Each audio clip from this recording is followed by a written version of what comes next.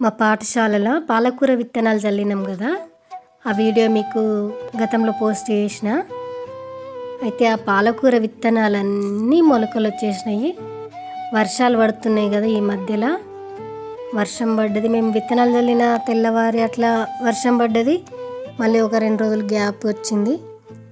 ఇలా 4-5 రోజుల లోపల మొత్తం విత్తనాలన్నీ మొలకలు వచ్చేసినాయి.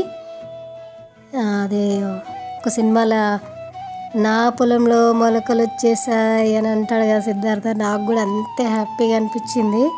ఇంకా అందులో కూర్చొని అక్కడ ఉన్న గడ్డంతా తీసేసి అక్కడ క్లీన్ చేసి మళ్ళీ ఆ విత్తనాలు మొలకెత్తిన దగ్గరికి నీళ్ళు వచ్చేటట్టు ఒక పైప్ వేసి ఇట్లా రకరకాల పనులు చేసినాం. ఆ రోజు అయితే గార్డెనింగ్ చేస్తూ ఉంటే ఎంత హ్యాపీగా ఉంటుందో, మైండ్ అయితే ఫ్రెష్గా అయిపోతుంది అనుకుంటా.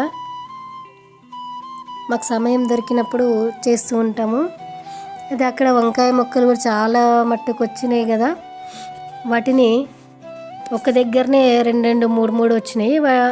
అయితే వాటిని వేరే దగ్గర రీప్లేస్ చేద్దాము, ఒకే దగ్గర ఉంటే మళ్ళీ మంచిగా రావు కదా అని చెప్పేసి వేరే వేరే దగ్గర ప్లేస్ చేద్దామని ట్రై చేస్తున్నాము. అక్కడ చూడండి గుంపులు వేసినాయి. వాటిని తీసి వేరే దగ్గర ప్లేస్ చేయడానికి ప్లేసులు వెతుకుతున్నాం అన్నమాట.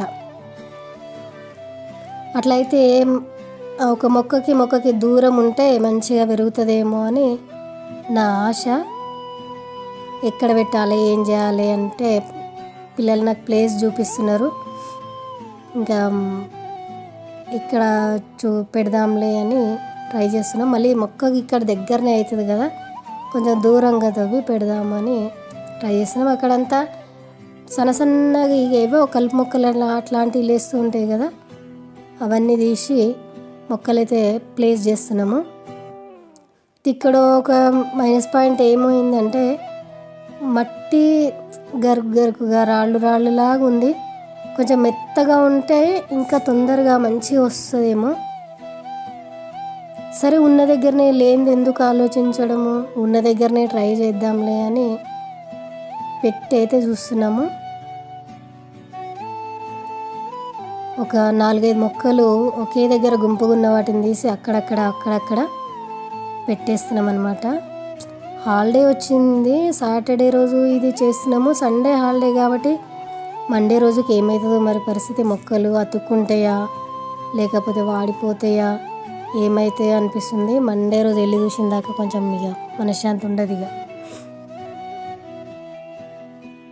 మొక్కలు కనుక పెద్దగా అయ్యి వాటికి కాయలైనప్పుడు ఎంత హ్యాపీగా ఉంటుందో నిజంగా. అది చేస్తూ ఉంటేనే తెలుస్తుంది. అక్కడ ఒక చిన్న టమాటా మొక్క కూడా మొలిచింది. అవి విత్తనాలు చల్లినాం కానీ ఎక్కువ రాలేవు. అవి వంకాయలు మాత్రం బాగా వచ్చినాయి. ఒక 2 వంకాయ మొక్కలు బతికినా కూడా నేను చేసిన ప్రయత్నం సఫలీకృతం అవుతుందని అనుకుంటున్నా.